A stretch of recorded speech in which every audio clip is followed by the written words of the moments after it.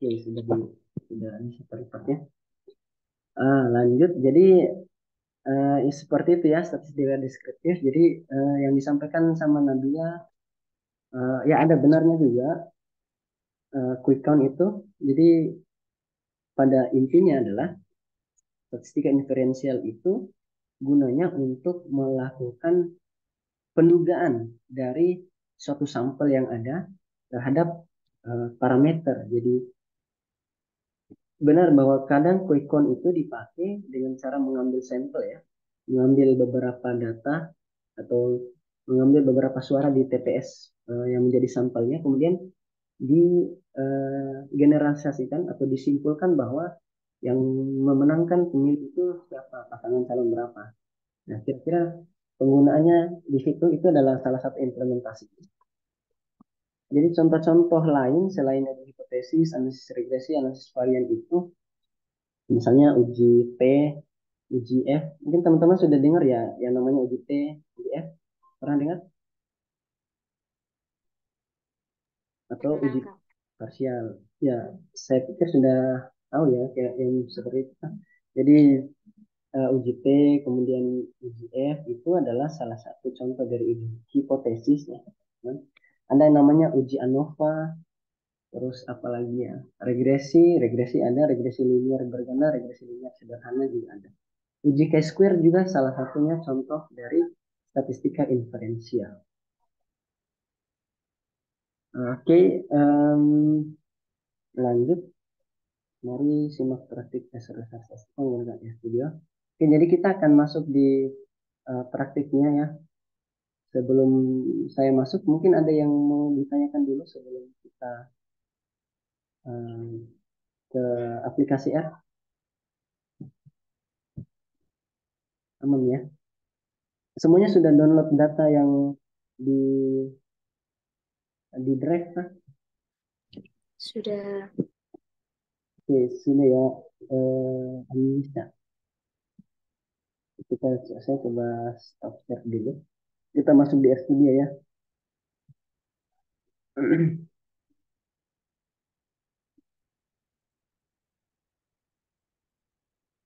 RStudio.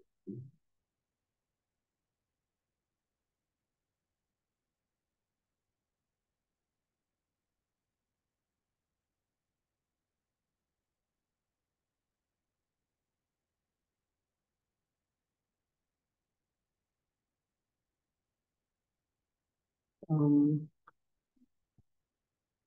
Oke.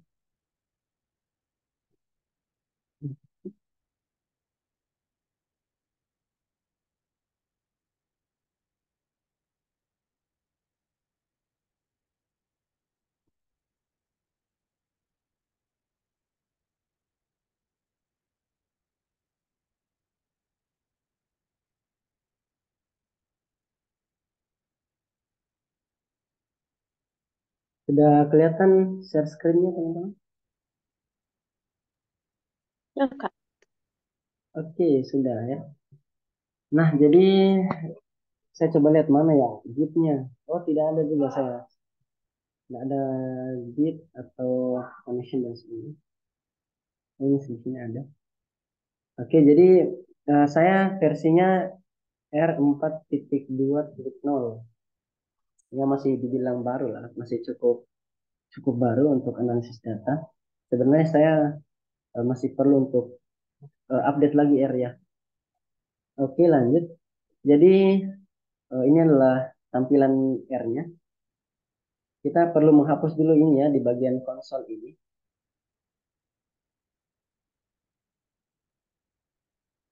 Di bagian konsol ini kita bisa hapus dengan mengklik bagian sini.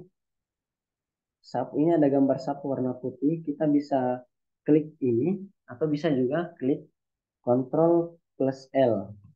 Nah, jadi bisa terhapus langsung seperti itu. Seperti tadi ini bagian source ya. Saya sedikit berbeda tampilannya karena konsol saya pindahkan bagian kanan. Biasanya konsol yang ada di RStudio pada umumnya itu dia berada di bagian kiri bawah. Nah, bisa kita atur di bagian sini ya teman-teman. Kita klik saja yang apa ya ada pilihan di sini. tulisannya workspace panes. Ya kita klik, saya kliknya console on right. Padahal di defaultnya peraturan awalnya itu dia yang atas yaitu console on left. Oke, jadi di sini kita sudah bisa melakukan pekerjaan analisis data, teman-teman ya. Ini namanya ini adalah file RStudio. Kita bisa terserah mau mengetikkan apapun di sini. Yang penting bisa terbaca sebagai perintah. Kalau ketiknya seperti ini ya tidak mungkin terbaca sebagai perintah ya. Tuh, ini namanya untitled one. Kita eh, coba melakukan analisis data di RStudio ini. Ini kita akan menulis scriptnya. Teman-teman sambil buka RStudio ya, biar gampang untuk apa praktiknya. Kalau ada yang error bisa langsung ditanyakan.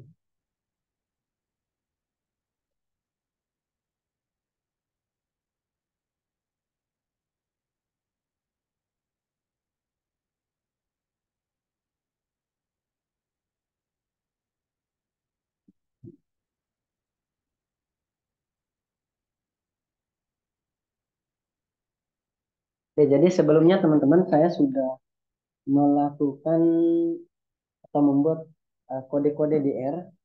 Jadi saya tidak perlu lagi menuliskan ulang ya. Ada beberapa analisis sederhana yang akan saya jelaskan di sini. Jadi di R itu sendiri sebenarnya tidak hanya untuk melakukan analisis data yang sifatnya tinggi, yang sifatnya sulit, kita sebenarnya bisa melakukan operasi matematika secara sederhana. Misalnya kita tuliskan 8 plus 4 ya akan menghasilkan di konsol nanti yaitu 12. Sama seperti kalkulator ya, kita bisa membuat RStudio ini menjadi kalkulator atau alat untuk menghitung. Jadi tidak susah untuk melakukan perhitungan secara operasi matematika sederhana seperti ini ya teman-teman di RStudio. Nah, selanjutnya di RStudio itu kita bisa membuat vektor.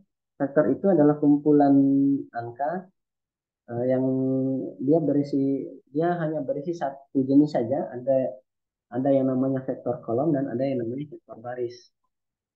Kalau yang ini, ya saya bentuk satu variabel. Jadi satu variabel ini saya memberikan definisi sebagai nama. Jadi si variabel ini berisi tentang nama-nama orang. Ada 3 orang yang akan saya isi. Nah, ini adalah C ini gunanya untuk memerintahkan membuat sebuah vektor.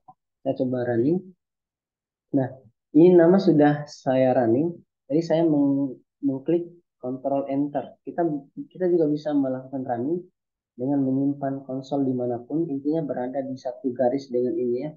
Nah, saya simpan di bagian sini uh, kursornya. Terus saya running, klik run. Nah, itu akan memunculkan hasil running dari nama. Oke, kita bisa memanggil si nama ini, variabel nama, seperti ini. Kita tulis saja nama, terus kita running lagi, maka akan memunculkan beberapa output ini. Ya. Ada yang namanya Ririn, Putri, dan Risa. Jadi gampang sekali ya. Nah, selanjutnya kita membuat satu vektor yang berisi tinggi badan, sama seperti yang membuat tadi. Jadi tinggi juga sudah di running. Nah, itu adalah membuat vektor secara sendiri-sendiri atau terpisah-pisah. Tapi kalau kita mau menggabungkan suatu vektor, langsung saja dalam satu vektor besar berisi vektor-vektor lain, kita bisa membuatnya seperti ini. Saya tulis namanya sebagai gabung ya. Ini terserah mau pakai nama apa. Saya simpan kursornya di sini, bisa di running. Nah, langsung semuanya itu akan terbentuk seperti ini. Kemudian di running lagi, untuk memanggil data gabung tadi. Nah, akan memunculkan hewan itu tentang berisi tentang harimau, ayam, ikan, gajah, tinggalnya di mana, di darat, kemudian di darat, di laut, di darat. Nah, beratnya itu ada 100 kilo, kemudian 3 kilo, 2 kilo, dan 500 kilo. Tapi penampilan data seperti ini agak cukup apa ya, akan sulit untuk dilihat ya atau di, dibaca. Nah, nanti kita apa namanya bisa menggabungkannya menjadi satu bentuk data frame. Data frame itu adalah berbentuk tabel, tabel yang gampang untuk dibaca ya. Nah, nanti akan membentuk seperti ini. Nah, ini kan bisa kita lihat nih, nama kolomnya hewan, terus tinggal dan juga berat. Ya, harimau tinggal di darat dan beratnya 100 kilo. Terus ayam tinggal di darat dan beratnya 3 kilo dan seterusnya. Saya pikir itu ya dalam membuat vektor. Ini sangat, saya pikir sangat gampang dalam membuat vektor ya teman-teman. Nah, ini langsung kalau teman-teman mau bertanya langsung saja di on mic ya atau raise hand biar tidak ketinggalan yang mau ditanyakan. Oke lanjut. Nah, jadi dalam R ini sendiri kita mengenal yang namanya package dan library atau paket dan pustaka. Jadi paket itu berisi tentang fungsi-fungsi yang dibuat oleh komunitas tertentu atau peneliti tertentu, fungsi untuk melakukan analisis data. Nah, seperti saya bilang tadi bahwa R itu kan orang bisa masuk keluar masuk untuk menghandle si R atau membuat berbagai macam paket yang ada di R. Jadi orang terserah untuk membuat karyanya yang namanya adalah paket berisi tentang fungsi-fungsi untuk melakukan analisis tertentu. Sedangkan pustaka itu adalah untuk memanggil paket-paket yang telah dibuat itu sendiri. Misalnya salah satu contohnya adalah package-nya itu bernama PIN. PIN ini adalah satu package yang digunakan untuk melakukan apa namanya imputasi statistik. Jadi imputasi adalah ketika ada data yang hilang, itu bisa kita manipulasi data tersebut agar menjadi data yang benar-benar bersih. Jadi data hilang itu bisa kita duga atau bisa kita buat kembali menggunakan package ini. Kita coba install. Jadi ketika orang belum pernah menginstal package sebelumnya, kita tidak bisa melakukan library. Nah, pertama kita perlu install dulu. Sebenarnya saya sudah install package ini ya. Nah, itu beberapa waktu dan juga membutuhkan koneksi internet kalau kita melakukan install package ya teman-teman. Kalau kita sudah install akan muncul warna merah seperti ini, tenang saja ini bukan error ya. Ini hanya warning. Jadi kalau hanya warning itu tidak masalah gitu. Kalau error baru bermasalah. Terus sambil menunggu diinstal, selesai diinstal, ada yang mau ditanyakan teman-teman?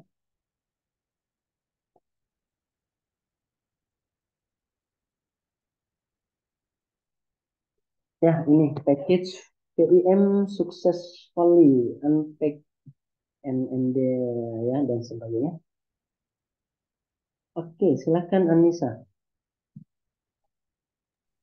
Tapi Kak, maksudnya yang Hmm. install paket dan pustaka itu untuk kan tadi fungsi itu diinstal di mana dan bagaimana caranya begitu. Oke, tadi kan seperti saya jelaskan, jadi eh, paket itu adalah sekumpulan fungsi yang dibuat oleh orang lain di luar sana. Jadi orang lain itu sebenarnya mereka bebas berkarya di R itu sendiri. Makanya ada beberapa versi R yang biasanya tidak ada paket paket tertentu di versi misalnya versi terbaru sudah ada, tapi versi lama itu tidak belum ada si package ini. Nah, jadi package ini adalah sekumpulan fungsi untuk melakukan analisis data. Cara menginstalnya itu cukup kita tulis saja install package begini dengan melakukan library. Library itu gunanya untuk memanggil si package ini agar bisa dijalankan. Misalnya kita sudah install package, tapi kita tidak melakukan library. Nah, um, apa namanya percuma kita melakukan install package tapi tidak bisa menggunakan analisis yang ada dalamnya. Saya berikan satu contoh sederhana ya. Jadi misalnya package itu adalah tutorial untuk memasak telur. Nah, package itu adalah buku berisi tutorial memasak telur atau memasak apa ya yang sulit lah. Saya memasak rendang. Nah, kita beli buku. Nah, kita membeli buku itu sama saja dengan melakukan install package. Nah, kita membeli buku untuk tutorial membuat rendang. Tetapi kalau buku itu tidak kita baca, kita tidak baca buku itu, maka kita tidak akan tahu cara untuk membuat rendang tadi karena kita hanya beli bukunya tapi tidak membacanya. Kira-kira seperti itu ya kalau library dengan package.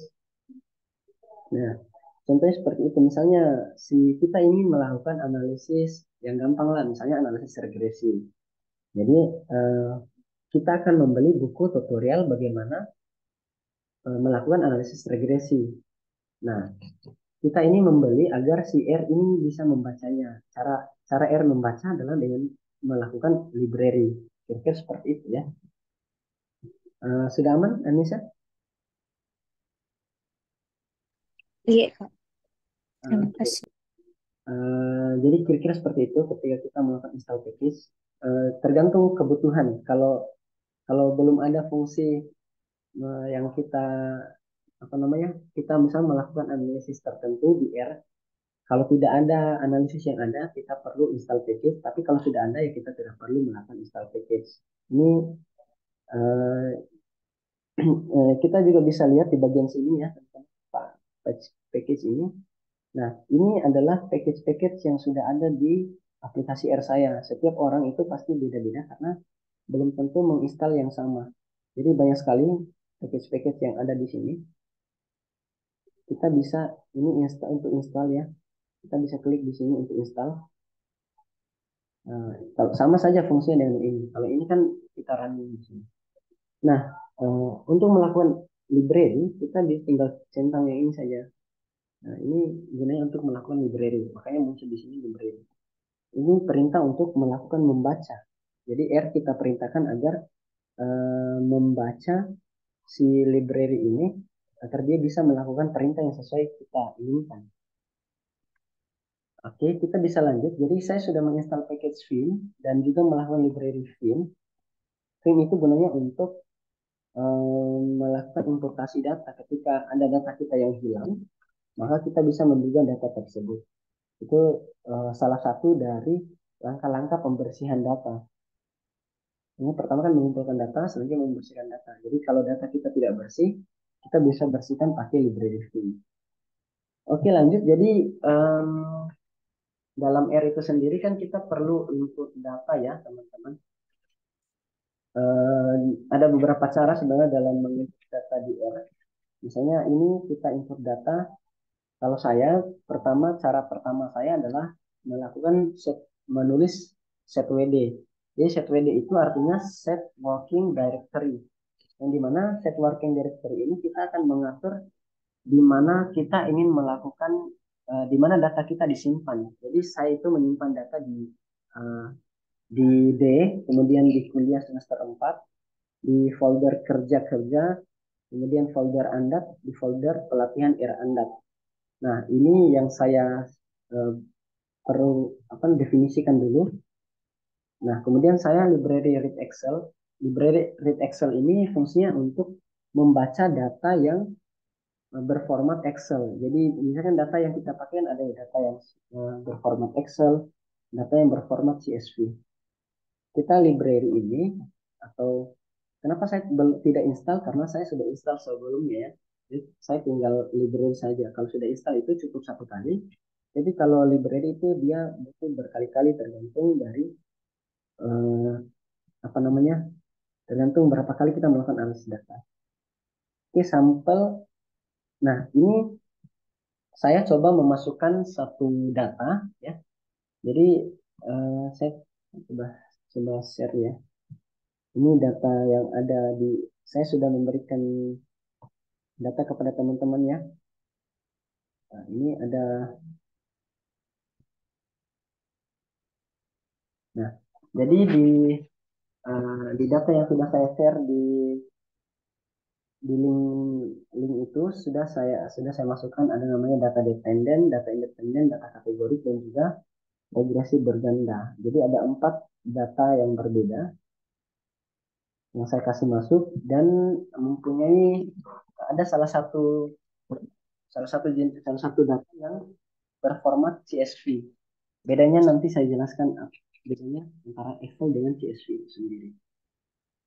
Oke, selanjutnya adalah jadi ini teman-teman coba kita lihat data dependen. Oke.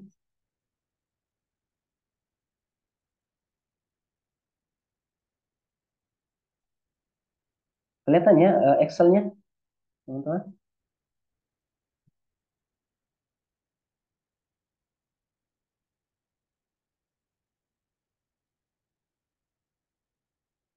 Oke, jadi di X bilang ya kalau tidak kelihatan. Jadi di Excel ini ada tiga variabel ya. Ada variabel nama, kemudian variabel test dan variabel nilai. Jadi ada sebanyak berapa orang ini? Nah, saya coba bagi ya. Jadi ada yang mengikuti pretest dan ada yang mengikuti post. Ya, ada pretest dan ada post test ya, teman-teman. Jadi sama saja ada 50 orang nama,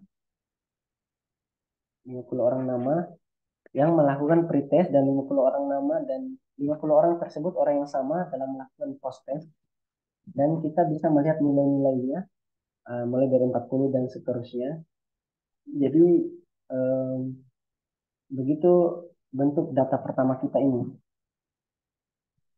Saya coba input di data di RStudio ya. Nah, saya input sebagai kita beri nama sebagai sampel. Nah, saya coba input datanya.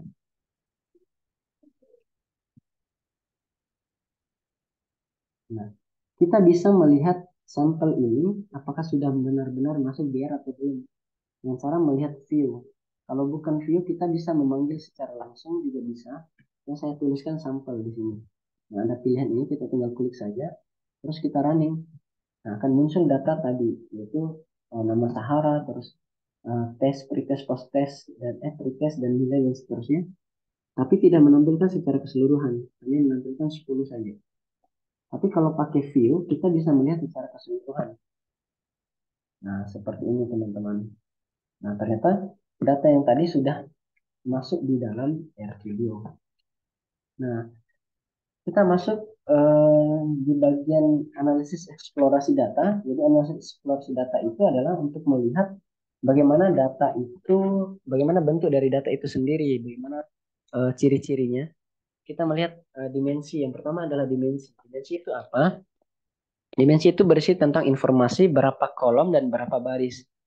Jadi ada 100 baris dan ada 3 kolom, teman-teman. Nah, ada 100 data lah dan 3 variabel. Selanjutnya adalah data teratas dan data terbawah. Data teratas itu kita tulis saja head atau kepala, sedangkan tail itu ekor artinya ya. Jadi terakhir itu sama yang kalau head itu teratas, kalau tail itu terbawah. Selanjutnya adalah untuk melihat, oh ya ada yang raise hand. Oke, boleh silakan bertanya. Ya, Nabila ya. Kak, ya Kak, kalau dalam R itu kapital sama tidaknya itu berpengaruh. Oh, oke oke. Thank you, bagus pertanyaannya ya. Itu biar itu betul, kapital sama yang apa namanya tidak kapital itu dia berbeda. Kalau kita salah menuliskan misalnya ini sampel tapi kita ganti S-nya jadi S besar, pasti tidak bisa terbaca. Misalnya ini error karena objek sampel dengan S besar itu tidak terbaca atau not found. Oke, bagus ya pertanyaannya. Sudah jelas ya, Nabila? Ya Kak, terima kasih. Kita ganti kembali jadi sampel huruf kecil. Em, nah, kita selanjutnya adalah melihat nama variabel. Nama variabel ini gunanya kita menggunakan perintah call names. Call names itu column names. Jadi nama dari kolom. Variabel kan sama saja dengan kolom. Jadi ada 3 kolom kita punya. Ada kolom nama, kolom test, sama kolom nilai. Lanjut di attach. Attach itu gunanya untuk membebaskan nama variabel. Misalnya begini. Nah, sebelum saya merunning attach, saya kasih contoh ya. Jadi di sampel itu ada beberapa nama kolom, ada nama, tes, sama nilai. Saya tulis nama saja ya. N-nya besar ya, nama. Saya coba running. Nah, kita akan error di sini, nama objek, nama not found. Jadi tidak muncul si nama ini. Tapi kalau kita belum melakukan attach tapi mau melihat variabel nama, kita bisa menulis seperti ini, sampel dengan $. Nah, kita pilih nama. Kalau kita running seperti ini, maka akan munculkan nama-nama semua orang yang ada di sini, mulai dari Sahara dan seterusnya. Tetapi ada cara yang lebih mudah, yaitu dengan cara attach. Nah, saya run ya, saya run attach sampel. Kita cukup menuliskan kayak tadi nama saja, akan muncul nama, akan muncul nama, terus apalagi ya tadi tes ya, tes itu akan muncul tes. Nah, kita tidak perlu pakai dollar kayak tadi. Itu gunanya untuk attach ya. Lanjut, kita melihat struktur data. Jadi struktur data itu gunanya nanti untuk melihat berbagai jenis tipe data. Kan tadi sudah dijelaskan ada yang ordinal, nominal, interval, rasio. Di sini juga bisa muncul. Nah, struktur data itu di bagian nama dia berbentuk atau bertipe karakter. CHR itu karakter atau kategori ya. Jadi dia hanya sebatas kategori saja atau nominal. Selanjutnya tes juga dia berbentuk karakter yaitu kategori juga yaitu pretest dan posttest ya. Nah ini baru nilai-nilai ini berbentuk numerik. Numerik itu sama saja dengan rasio dan interval. Tapi kalau untuk segi nilai pasti masuk ke dalam rasio karena rasio itu adalah skala pengukuran yang mempunyai 0,0 mutlak. Artinya kalau dia berada di titik 0 maka nilainya tersebut sama saja tidak ada. Kalau interval kan beda. Oke lanjut. Itu untuk melihat eksplorasi data ya teman-teman. Nah selanjutnya adalah salah satu contoh dari statistik dasar itu sendiri atau statistik seperti yang saya jelaskan tadi, statistik deskriptif, yaitu ukuran gejala pusat. Ukuran gejala pusat ini kita sebut dengan mean, median, sama modus. Ada 3 jenis ukuran gejala pusat. Yang pertama adalah mean. Kenapa saya menggunakan mean saja dengan median di sini tanpa melihat modus? Jadi teman-teman bedanya adalah untuk fungsi median sama mean sama median digunakan untuk data yang sifatnya numerik. Sedangkan untuk data yang sifatnya karakter atau kategori, kita bisa gunakan modus. Makanya saya tidak gunakan di sini karena si post-test sama pre-test ini, ya, apa namanya, nilai, ini kan nilai yang mau dihitung nih. Untuk melihat apa namanya rata-rata sama nilai tengah dari nilai. Karena dia numerik, jadi saya pakainya hanya mean dan median. Saya coba running. Nah, sudah di running semua, bisa kita panggil satu persatu dengan cara kita blok ini. Nah, blok tulisannya yang mau kita panggil. Atau cukup klik 2 kali di tulisan itu sendiri sudah terblok.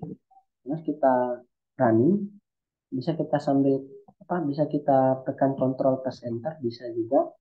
Nah, kita dapat rataan dari pretest itu 42,62. Sedangkan rataan posttest berapa? Kemudian selanjutnya sebelumnya itu bisa kita hitung. Ini versi mediannya, untuk mediannya sebesar 40 kalau post pretest. Kalau median dari posttest itu sebesar 75. Nah, lanjut. Di ukuran gejala pusat saya pikir gampang ya. Ini median modus. Modusnya nanti kita mungkin modus itu adalah hal yang penting juga bisa kita pelajari sendiri ya, teman-teman. Ini selanjutnya adalah ukuran gejala, ukuran penyebaran. Ukuran penyebaran itu adalah ukuran yang menunjukkan seberapa besar perbedaan antara suatu data dengan nilai rata-ratanya.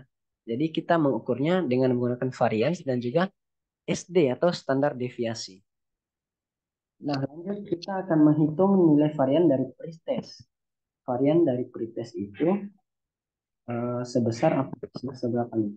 Varian dari pretest sebesar 60,15, sedangkan varian dari posttest itu sebesar 83,02041. Ini adalah standar deviasi. Standar deviasi dari pretest itu sebesar 7,75. Sedangkan standar deviasi dari posttest itu sebesar 9,11111554. Oke, saya pikir gampang untuk melihat ukuran penyebaran. Ini hanya salah satu saja ya, varian sama standar deviasi itu hanya contoh saja dari ukuran penyebaran. Masih ada contoh lain seperti kuartil 1, kuartil 2, kuartil 3. Selanjutnya desil 1, desil 2, desil 3, dan seterusnya. Ada namanya juga persentil, kalau teman-teman pernah belajar persentil. Oke, lanjut.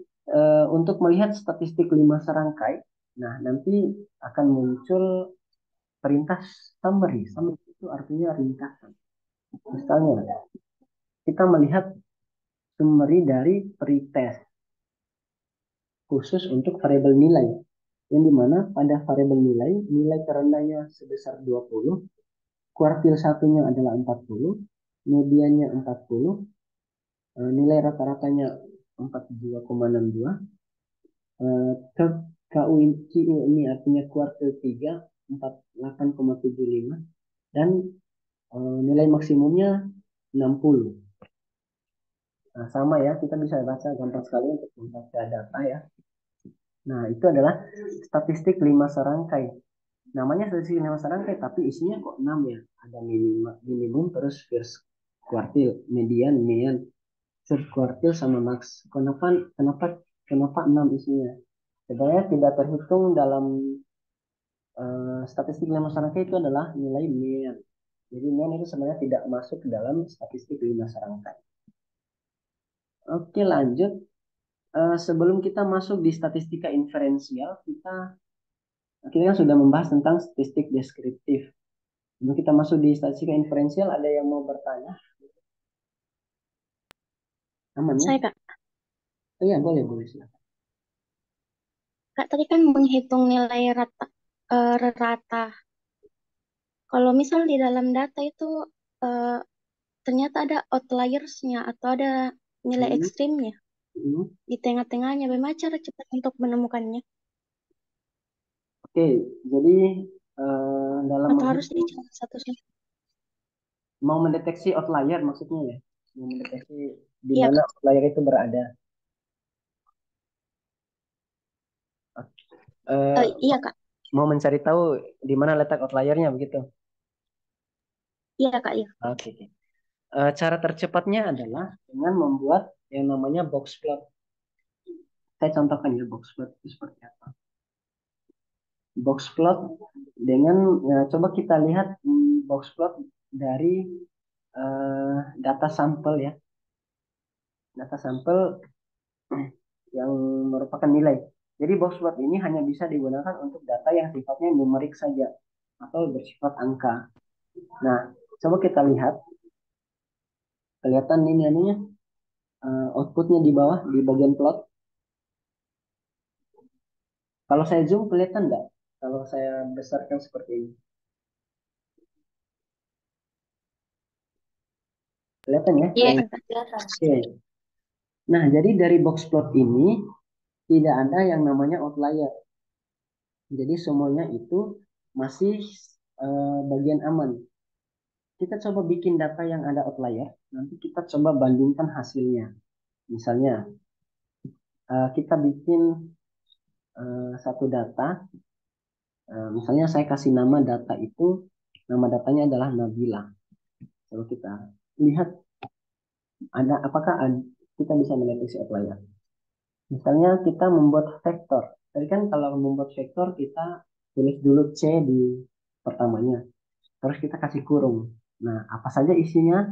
Misalnya Nabila ini kita ukur tinggi badan. Ini data Nabila berisi tentang tinggi badan 10 orang lah. Misalnya ada yang tinggi badannya 140 cm. Terus ada yang isinya 165 cm.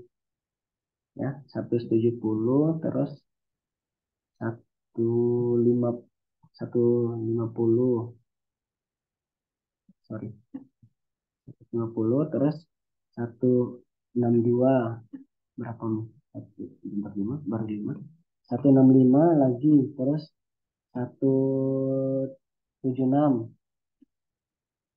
Nah, terus lanjut 177, 1, 2, 3, 4, 5, 6, 7, 8, 8. Nah, oke, lanjut 145 lagi. Nah, terakhir 152. Terakhir itu kita anggap saja ini tinggi sekali orangnya, jadi tingginya 2 meter ya, tingginya 210. Nah, kira-kira yang akan menjadi outlier itu adalah si ini. Tapi caranya, misalnya kita kan banyak sekali data, kita nggak tahu nih yang mana nih. Nah, kita bisa lihat box plot dari si Nabila ini. Nabila. Nah, kita cek.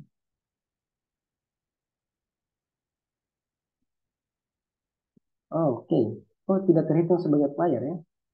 Saya coba bikin lagi 200 berapa ya? 265 lah. 260. Tingginya orang ini 2 meter, 60 senti.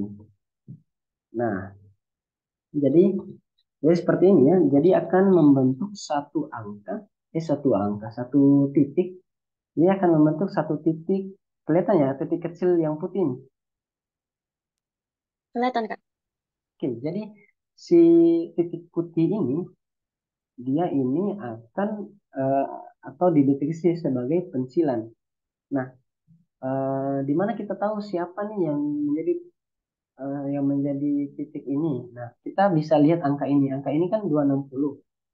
Nah, sejajar dengan si bulat kecil ini. Nah, kita bisa tahu kalau ada angka yang 260 itu sudah termasuk outlier. Itu cara pertama.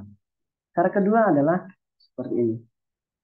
Tapi ini sepertinya apa ya? Saya nggak tahu dia bekerja atau tidak. Ini Nabila seperti itu. Nah, ini. Oke, kita bikin plot. Kira-kira em, oke. Jadi di Nabila ini ada satu titik yang sangat berbeda jauh dengan temannya. Kira-kira yang mana nih titik yang berbeda jauh? Kan ini temannya mainnya di bawah semua ini. Yang si titik-titik lain ini. Ada satu titik yang mainnya di atas ini sendirian. Nah, itu dikatakan sebagai outlier atau pensilan. Kira-kira paham ya? Kalau dari segi itu, kalau mau menghapus bisa menghapus si data itu agar tidak ada pensilan. Tapi sebaiknya tidak dihapus kalau ada pensilan ya, karena dia juga berharga sebagai informasi. Ya aman, Nabila? Iya, Kak. Terima kasih, Kak. Oke, sama-sama. Lanjut, kalau tidak ada yang mau bertanya tentang statistik deskriptif tadi, jadi deskriptif tadi gunanya untuk menampilkan data secara apa adanya, jadi tidak ada kesimpulannya. Pokoknya itu cara membedakannya. Kalau si deskriptif tidak ada kesimpulan, kalau inferensial dia ada. Lanjut, di statistik inferensial itu ada salah satunya adalah uji hipotesis. Uji hipotesis ini adalah uji untuk membandingkan eh, pernyataan ataupun hipotesis. Hipotesis itu kan berasal dari kata hipo dan tesis. Hipo itu artinya lemah dan tesis itu artinya pendapat. Jadi pendapat yang masih lemah yang perlu diuji kebenarannya. Hipotesis. Nah, ini kita akan melakukan uji hipotesis yang dimana ujilah hasil pemberian materi pada pelajaran bahasa Indonesia berdasarkan nilai pretest dan juga nilai post-test dengan menganggap bahwa terjadi perubahan nilai bahasa Indonesia. Di sini ada yang pernah belajar uji hipotesis? Siapa Itu tahu ya, materi yang dipelajari sekarang, Kak. statistik dasar ya. Iya, Kak. Kalau begitu saya mau tanya, siapa tahu ada yang bisa menjawab ini ya. Kira-kira ini kan ada hipotesisnya menganggap bahwa terjadi perubahan nilai bahasa Indonesia. Nah, pernyataan ini adalah ini sebenarnya hipotesis, tapi di dalam hipotesis itu dibagi menjadi dua, ada yang namanya hipotesis nol, ada yang namanya hipotesis alternatif. Kira-kira ini termasuk hipotesis nol atau hipotesis alternatif? Ini kata-kata yang kata-kata ada kata-kata menganggap bahwa terjadi perubahan nilai bahasa Indonesia. Itu termasuk eh, H0 atau H1 kira-kira. Ada yang mau coba jawab? Nggak masalah Ji, kalau salah nanti kita benarkan. H0, Kak. Oke, Anissa menjawab H0. Ada jawaban lain? Ada yang mau coba jawab?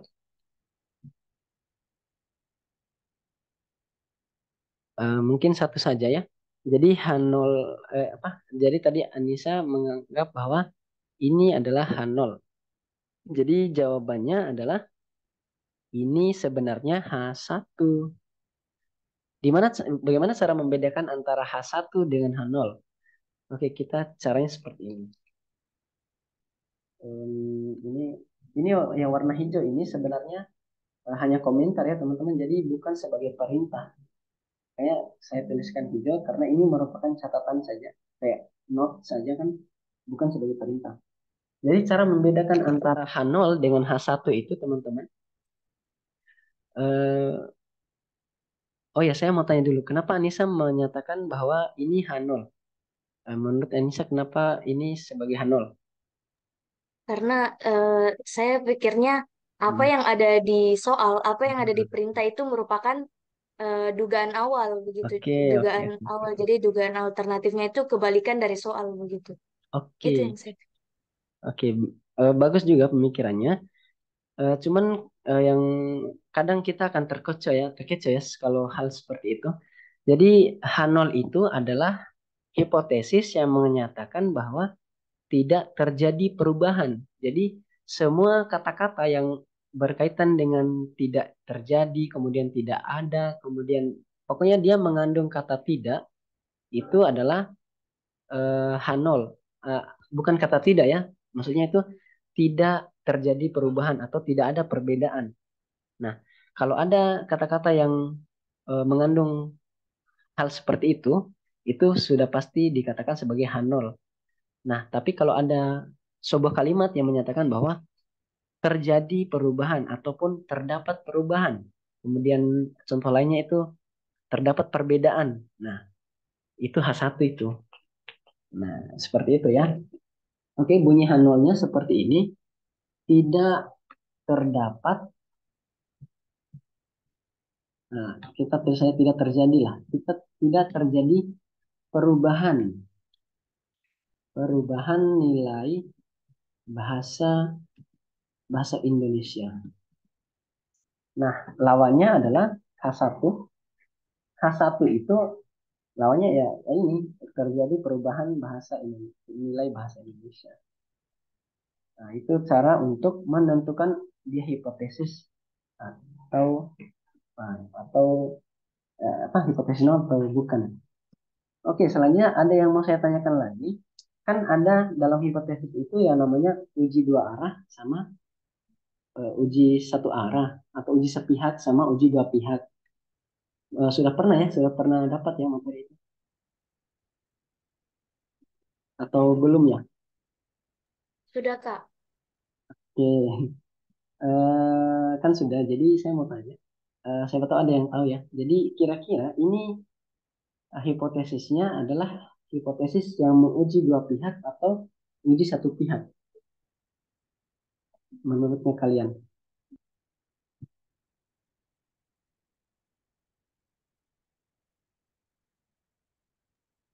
Dua pihak, Kak. Oke, jawaban yang bagus. Siapa tahu ada yang punya jawaban berbeda? Tidak ada ya. Jadi betul yang dikatakan sama Nabila ya. Ini adalah uji dua pihak. Dari mana kita tahu dia uji dua pihak atau satu pihak?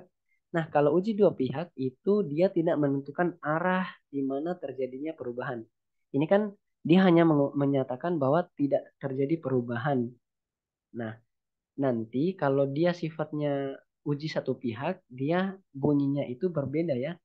Yang menyatakan bahwa nilai post-test itu lebih tinggi daripada nilai pretest. Nah, jadi akan menunjukkan satu pihak. Jadi cenderung apa ya? Misalnya pretest lebih tinggi dari post-test atau post-test lebih tinggi dari pretest. Nah, kira-kira kalau di satu pihak itu menunjukkan tinggi atau rendahnya atau terjadi perbedaan yang sifatnya tinggi rendah. Kalau yang si ini hanya menyatakan terjadi perubahan kalau hipotesis yang uji dua pihak. Kira-kira seperti itu ya. Oke, lanjut kita tentukan taraf nyata atau alfanya. Jadi pasti teman-teman sudah tahu alfa itu apa. Sebesar 0,05. Nah, statistik uji yang kita pakai adalah uji dependency test. Nah, di dalam t-test itu sendiri ada 3 jenis. Ada yang namanya one sample t-test, yang dimana hanya ada satu data, kemudian dibandingkan dengan satu angka. Sedangkan dependent t-test itu adalah terdapat dua variabel atau dua data, tapi berasal dari orang-orang yang sama. Yang dimana kan kalau pretest posttest kan orangnya sama Ji. Tapi bedanya dia ada data pretestnya sama ada data posttestnya. Tapi kalau bedanya selanjutnya adalah data yang independent test. Dia itu juga punya dua data, tetapi perbedaannya adalah si data yang satu itu tidak ada hubungannya dengan data yang kedua. Misalnya kelas A dan kelas B. Antara nilai si kelas A dan kelas B kan tidak ada hubungan. Hubungannya di independent test. Kalau dependent itu dia contohnya kayak pretest posttest lah. Oke, lanjut. Jadi di ini kita akan memakai dependency test karena data yang kita pakai kan data data apa namanya? Data pretest sama posttest. Nah, mereka saling berkaitan karena orang-orangnya itu kan sama, Ji. Eh, ada dua uji asumsi ya, teman-teman. Uji asumsi itu adalah syarat agar analisis itu bisa dilanjutkan. Kalau tidak memenuhi asumsi, maka analisis itu tidak dapat dilakukan atau digunakan. Nah, kita kan rencananya mau pakai dependency test. Asumsi yang harus dipenuhi itu asumsi normalitas sama asumsi homoskedastisitas. Pertama saya jelaskan normalitas itu apa. Asumsi normalitas itu adalah yang menyatakan si nilai. Jadi kan tadi ada variabel nilai yang berisi nilai pretest posttest. Jadi nilai si pretest sama nilai posttest ini harus berdistribusi normal. Sedangkan asumsi homoskedastisitas itu dia menyatakan bahwa variansi ataupun sebaran ragam dari data nilai ini, dia harus bersifat homogen. Jadi tidak ada data yang sifatnya heterogen. Memang agak sulit ya, agak berat juga pembahasannya. Jadi kita coba praktik saja. Kita asumsi normalitas terlebih dahulu. Kita menggunakan Shapiro test ya teman-teman. Shapiro test itu adalah salah satu contoh dari uji normalitas. Oke, lanjut. Nah, kita sudah dapat dua hasil. Nah, ini yang pertama hasil untuk dari pretest ya, untuk pretest. Jadi pada data pretest, p-value itu sebesar 0,078. Caranya adalah kita bandingkan dengan alfa. Alfa ini besarnya kan 0,05. Nah, dia dikatakan normal. Normal itu kalau, oh sorry, saya harus bikin komentar dulu. Normal itu kalau p-value itu lebih besar dari alfa. Nah, ini kan kita lihat si p-value-nya kan 0,078, sedangkan ini 0,05. Kira-kira normal atau tidak? Ada yang mau jawab? Kira-kira normal atau tidak?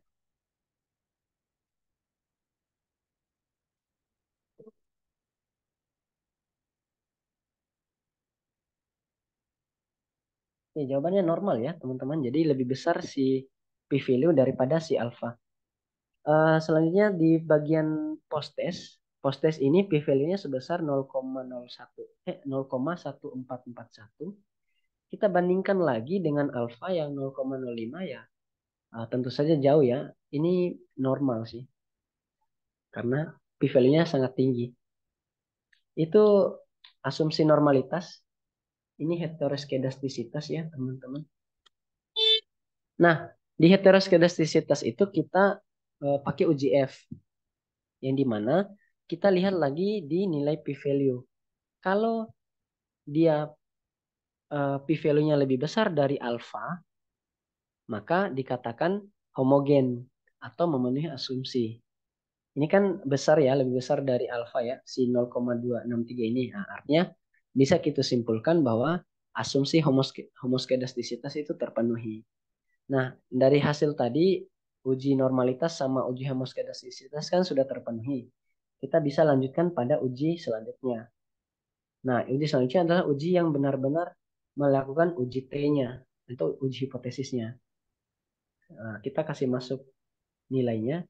Jadi, yang akan kita uji itu adalah si angkanya, nilai dari pretest post-testnya dengan memasukkan variabel test atau variabel pretest post-test. Kita running. Oke, kita peroleh hasil bahwa p-value itu sebesar 2,2 E pangkat min 16. Ada yang tahu jawabannya? Ini menurut kalian lebih kecil atau lebih besar dari alfa? Siapa tahu ada yang punya jawaban? 2, Lebih kecil, Kak. oke, jawaban yang bagus. Betul ya, 2,26 kali 10 pangkat min 16 itu jauh, sangat jauh, kecil. Jadi sama saja dengan 0,00000. Jadi nolnya itu ada 16, baru 2,2. 2, ya 22 kayak gitu. Jadi kecil sekali ya dibandingkan dengan alfa. Jadi karena p-value-nya lebih kecil dari alfa, maka dapat disimpulkan bahwa nah ini kita lihat kriteria keputusannya. Ini kriteria keputusannya, kita akan tolak H0. Kita akan tolak H0 jika T hitung lebih besar dari T tabel atau p-value itu lebih kecil dari alfa. Nah, ini kan p-value tadi kan lebih kecil dari alfa nih. Si p-value ini bandingkan dengan alfa dia kecil. Nah, kita dapat melakukan tolak H0. Kalau kita menolak H0 artinya kita menerima H1. Nah, kita menerima H1 artinya terjadi perubahan nilai B. Maka dari itu, kita bisa menuliskan keputusannya, keputusannya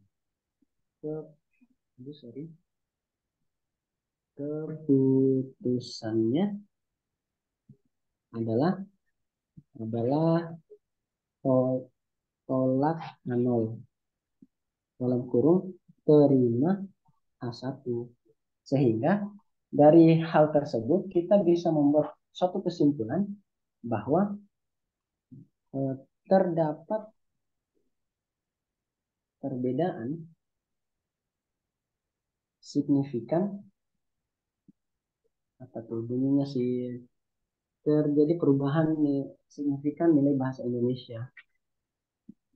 Nilai bahasa Indonesia pada pretest dan posttest. Pretest dan posttest.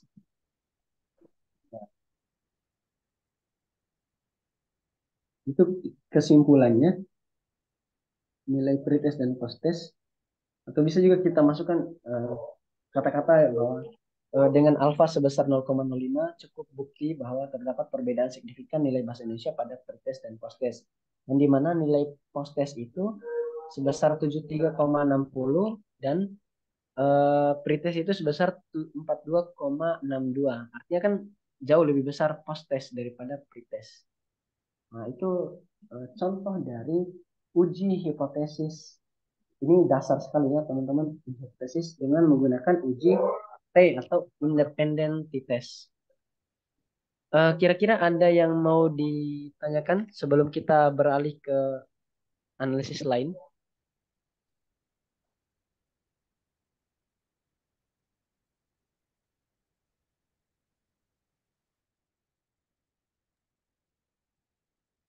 Aman ya mungkin ya. Jadi kalau ada yang mau ditanyakan langsung saja. Kalau masih bingung ya. Eh, Oke, biar kita mempercepat waktu. Ini sebenarnya saya punya 4 jenis analisis data ya. Nah, yang pertama ini baru pertama, jadi masih ada 3 jenis lagi. Tapi karena waktu yang sangat mepet, saya coba jelaskan satu lagi saja. Tapi filenya nanti saya kirimkan semua. Nanti di grup kita bisa diskusikan sama-sama hasilnya. Kalau kalian mau tanya-tanya, silakan chat saya atau diskusikan tentang itu. Yang gampang itu UJT independen. Oke, yang ini saja ya. Oke, lanjut. Jadi dalam UJT independen, cara memanggil datanya ini cara yang berbeda dari sebelumnya. Jadi kalau di sini saya ajarkan dengan menggunakan set WD ya teman-teman. Kalau ini kan set WD pakainya. Kalau ini langsung saya gunakan read CSV. Nanti caranya read CSV itu read Excel itu bukan read Excel ya read. Oh sorry sorry. Seharusnya data yang berbeda saya gunakan. Tapi pada independen ini ada cara yang lain selain set WD. Caranya adalah dengan import dataset. Jadi ada satu menu di sini namanya import dataset untuk mengambil data.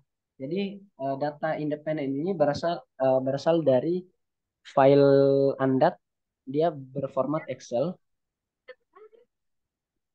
Terus saya coba input ya. Ini klik browse. Nah, kita kasih masuk data independen. Klik open. Nah, akan muncul data yang akan kita masukkan.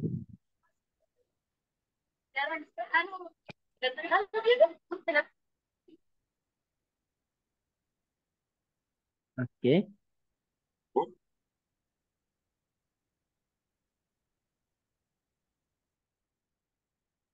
Oke, nah di sini sudah kelihatan data yang akan ditampilkan ya, data yang mau ditampilkan. Oke, kita kita bisa berikan nama di sini sebagai independen. Jadi data independen ya. Klik import. Nanti akan mengimport sendiri ya teman-teman data independen itu. Oke, data independen itu berisi masih sama. Bedanya tadi kan 100 orang, sekarang 100 nama, sekarang cuma 50 nama dengan nilai postes saja tetapi berbeda kelompok. Nah, kelompoknya itu ada kelompok 1 sama kelompok 2. Jadi, apa namanya? Tidak masing-masing ini punya kelompok yang berbeda ya. Nah, seperti itu. Kita bisa panggil lagi independen. Kenapa dia dikatakan independen? Karena berdasarkan kelompoknya, mereka ini kan tidak ini sama saja dengan kelas, misalnya kelas 1 dan kelas 2. Ini kan tidak ada kaitannya antara kelas 1 dan kelas 2. Sehingga dikatakan independen ya.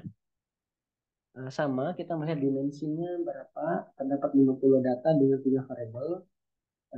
Strukturnya ada yang karakter, numerik, dan seterusnya. Ini untuk melihat kelas, dia ada yang karakter, numerik, teks juga. Nah, ini independen si kelompok. Jadi pada kelompok itu sebenarnya dia harus berbentuk faktor. Faktor itu adalah data nominal, teman-teman. Jadi kalau kita mau mengubah suatu data menjadi data nominal itu kita menggunakan perintah S factor. Kalau kita run, dia nanti akan terubah secara sendiri ya. Nah, lanjut. Ini adalah proses imputasi. Seperti saya jelaskan dari awal bahwa imputasi itu adalah proses pembersihan data. Yang dimana kalau data kita ada yang hilang, kita bisa menggunakan imputasi atau menghitung data yang hilang. Nah, kita coba lihat data independen dulu.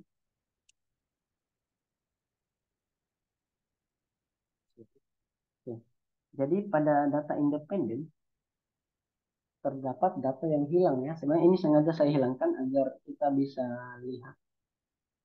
Jadi ada beberapa data. Nah ini atas nama Nova Alsia Putri ini NA ya.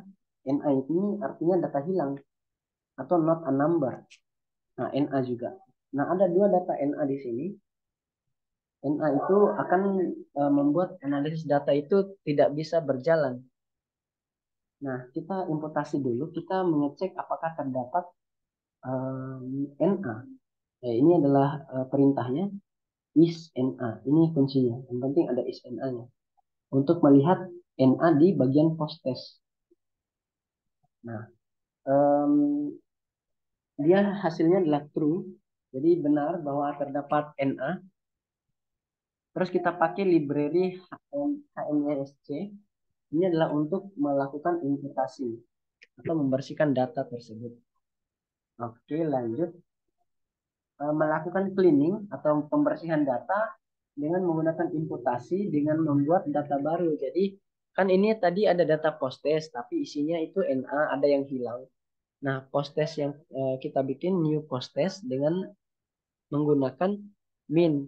Nanti data yang akan diganti itu adalah data min ya, data rata-rata. Jadi si NA ini nanti akan digantikan dengan menggunakan data rata-ratanya. Kita lihat. Nah, pada imputasi ini kita lihat tanda yang ada bintangnya seperti ini itu adalah hasil penggantian. Makanya nilainya sama karena hasil kan nilai min kan nilai satu saja, nanti diganti pakai nilai min semua ini dua-duanya. Kira-kira seperti itu. Terus kita cek tipe datanya, dia berbentuk input atau hasil imputasi. Nah, kita perlu mengubah datanya, tipe data. Ini kan imputasi itu masih dalam bentuk matriks. Kita ubah dalam bentuk data frame. Sehingga data Postgres yang baru ini akan berbentuk seperti ini, teman-teman. Nah, itu seperti itu kalau bentuk data frame. Kemudian kita menggabungkan data, kita menggunakan perintah cbind atau column bind. Jadi kita akan menggabungkan data. Kenapa di sini min 3? Karena ini independen, kita hilangkan variabel ketiganya. Ini kan variabel ketiga tadi ada data yang hilang, kita ganti saja pakai data baru yang sudah diganti jadi min, sudah tidak ada data hilangnya. Kita running saja. Nah, kita lihat strukturnya sama attach-nya. Kita bisa uji kembali apakah terdapat NA di data yang baru ini, independent new ini. Kita bisa menuliskan saja is NA dari independent new. Oke, false semua. Jadi akan muncul hasil false semua. Tidak ada yang namanya true, jadi false semua. Nah, karena sudah tidak ada NA. Ini berguna kalau datanya teman-teman kadang ada yang hilang. Kemudian lanjut, kita uji hipotesis lagi. Uji hipotesis itu sebenarnya sama tadi ya. Ini melihat perbedaan nilai mata pelajaran bahasa Indonesia berdasarkan kelompok dengan menganggap bahwa tidak terdapat perbedaan nilai bahasa Indonesia. Ini sebenarnya H0 ya teman-teman. Karena ada kandungan kata-kata tidak terdapat. Jadi kita H0-nya seperti itu. Selanjutnya H1-nya itu ya sebaliknya. Terus taraf alfanya sebesar 0,01 ya teman-teman. Tadi 0,05. Kita terserah pilihnya yang mana. Jadi tergantung dari si peneliti. Lanjut kita pakainya independen, harusnya independen di sini ya. Independen. Independent test. Oke, lanjut. Sama ujinya uji asumsi tadi, uji asumsi normalitas sama head homoskedastisitas. Kalau kita running, ini kan 0,28, ini jauh lebih besar. Kalau ini 0,02, kalau kita bandingkan dengan 0,01 masih lebih besar p-value, maka masih dikatakan normal. Lanjut pada homoskedastisitas, ini p-value-nya sebesar 0,7076. Nah, artinya lebih besar dari alfa, di mana asumsi sudah terpenuhi. Nah, selanjutnya kita bisa melakukan uji independent test. Harusnya independen di sini ya, independent test. Nah, dengan melihat post-test yang baru, data post-test yang baru lagi, bukan data post-test yang lama ya. Karena post-test yang lama itu ada nilai hilangnya atau NA-nya. Oke, hasilnya sebesar ini. P-value-nya jauh lebih kecil dari alfa ya. Karena 6,43 kali 10 pangkat min 06 ini jauh di bawah alfa ya. Yang dimana artinya kita tolak H0 juga, tolak H0. Jadi H1 kita terima. Artinya kan terdapat perbedaan antara kelompok satu dengan kelompok dua yang dimana kalau kelompok satu dia besarnya sebesar 79, kelompok dua itu 69,125. Nah, artinya beda 10 poin lah si grup satu sama grup dua. Nah, makanya kita simpulkan terdapat perbedaan signifikan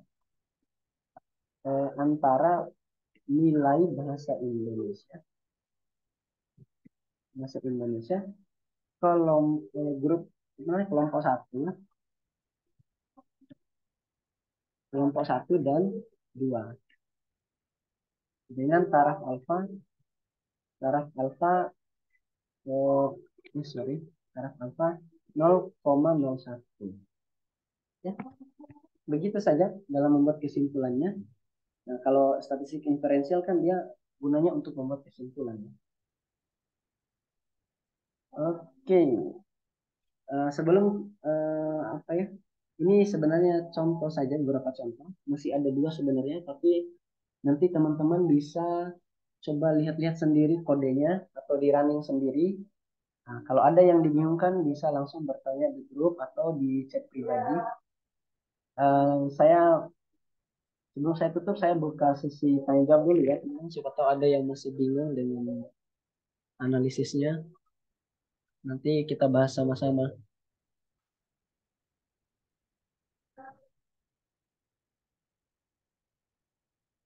Oke, boleh sih. Siapa nih? Nabila dengan Anissa. Silakan Nabila ya. Kak tadi yang pas bagian apa, imputasi. Hmm? Bagaimana jika datanya itu pas Hmm? di Excel itu dia lengkap, tidak ada NA-nya, tapi pas Hmm? dipindahkan ke R ada data yang tidak terbaca. Oh, ada Apakah data tetap yang tidak imputasi? terbaca. Iya, Oke, oke. Apakah tetap harus dilakukan imputasi ya? iya Kak. Oke, oke. Itu saja pertanyaannya. Iya Kak, itu saja. Oke. Saya jawab dulu ya, Anissa. Nanti sudah ini baru bertanya. Jadi sebenarnya itu kadang kalau kita pindahkan dari Excel kan kadang tidak terbaca ya. Yang pertama kita harus pastikan dulu bahwa NA itu yang muncul bukan berasal dari variabel yang kita maksud. Nah, caranya adalah kita masuk di file Excel-nya, kita pilih semua dulu, apa namanya? Kita Kontrol A dari semua data itu kita pindahkan ke file yang lain. Kita bikin file yang baru. Kalau masih apa namanya? Kalau masih bermasalah, kita hapus. Kemungkinan ada satu satu kolom itu kayak ada nilai tertentu tapi memang tidak terbaca. Jadi harus di delete semua dulu atau disterilkan kemudian dipaste ke file yang baru. Nah, kita tidak bisa melakukan imputasi karena awalnya kan memang tidak ada data yang hilang kan di Excel-nya, tapi karena gara-gara tidak terbaca makanya NA ya. Kira-kira seperti itu, Nabila. Terjawab ya, semua terjawab sih. Oh iya Kak, terima kasih Kak. Oke, oke silakan Anissa, ada yang mau ditanyakan? Kak, apakah apa gunanya itu yang var equal true? Oke, pertanyaan yang bagus. Ada juga yang false begitu kan Kak? Nah Hmm, itu apa gunanya Kak? Oke, jadi ada dua ya. Oke, pertanyaan yang bagus. Jadi ada dua logika. Yang pertama logikanya itu true dan logikanya false. Nah, ini var equal ini menandakan bahwa variansinya itu antara kedua kelompok ini adalah sama. Equal itu kan artinya sama ya. Equals. Equal itu bahasa Inggris artinya sama. Jadi kan ini kita melakukan var test yang dimana ini independen t-test. Nah, hasil dari uji ini kan tadi si p-value-nya kan lebih besar dari alfa, yaitu 0,7 berapa, artinya kan homogen.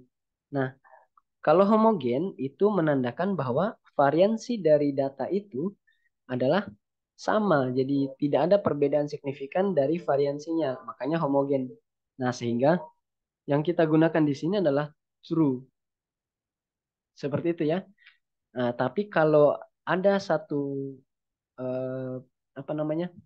Kalau variansinya antara variansi kedua kelompok ini berbeda jauh, maka bisa kita pakai variansi equalnya itu sama dengan false, atau kita bisa hapus saja. Kita bisa hapus saja tanpa pakai itu. Kita bisa langsung run, itu hasilnya bakal send atau sama atau tidak ya? Harusnya sama ya. Oh, sama saja. Jadi 6,438 ini. Oh, beda ya. 6,51 min 6. Jadi eh, berbeda ya, apa namanya, Anissa ya, berbeda kalau kita pakai equals true sama equal false. Ini kalau kita hapus tadi sama saja dengan false ya artinya.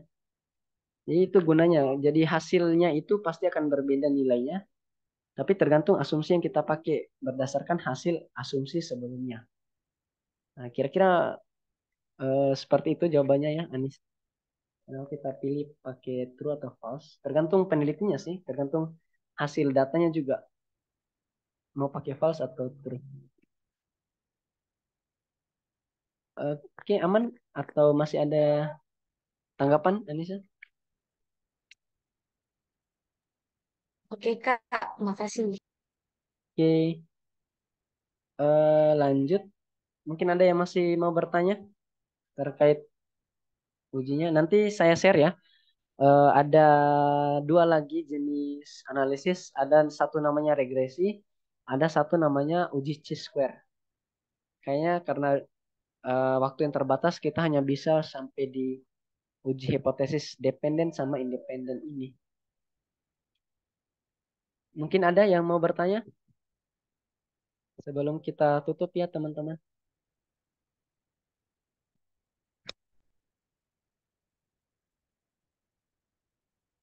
Oke, nanti kalau mau bertanya bisa juga langsung di WA ya. Untuk R-nya nanti saya upload semua di Drive ya, teman-teman tinggal lihat saja. Kalau ada kesulitan bisa langsung dihubungi saja saya mengenai running-runningnya. Saya pikir kalau tidak ada pertanyaan dari teman-teman, kita mungkin bisa dokumentasi sama-sama ya. Kalau ada yang bisa on cam bisa juga. Tapi kalau tidak, misalnya kalau tidak ada yang bisa ya enggak apa-apa juga. Saya izin untuk foto semua ya. Kita kita apa namanya? Dokumentasikan.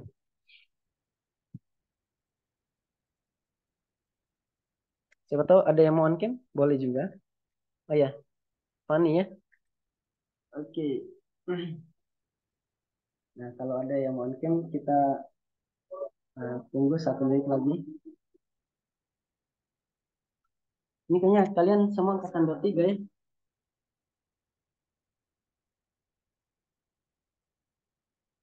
Oke, saya pikir cukup. Saya hitung 1, 2, 3. Senyum. Oke, satu kali lagi. Nanti gaya. 1, 2, 3. Nah, bagus. Oke, terima kasih ya teman-teman. Ada dari Kak Vivi, teman-teman yang jadi peserta berkesempatan untuk menjadi partisipan atau ikut menjadi tim magang kami. Terima kasih. Baik Kak, semoga ada teman-teman yang berbakat untuk analisis data ya. Terima kasih teman-teman yang sudah join. Jadi kalau ada kesulitan nanti mengenai analisis datanya bisa untuk hubungi saja saya ya di chat WA ataupun bisa di grup langsung. Oke, saya pikir itu saja teman-teman. Sebelum kita tutup pertemuan kita atau pelatihan ini, mari kita sama-sama membaca doa kafaratul majelis. Subhanakallah bihamdika asyhadu an la ilaha illa anta wa astaghfiruka wa atubu ilaik. Oke, terima kasih ya teman-teman yang sudah join dan terima kasih banyak Kak Vivi. Mungkin ada yang mau disampaikan Kak sebelum kita tutup Zoom-nya.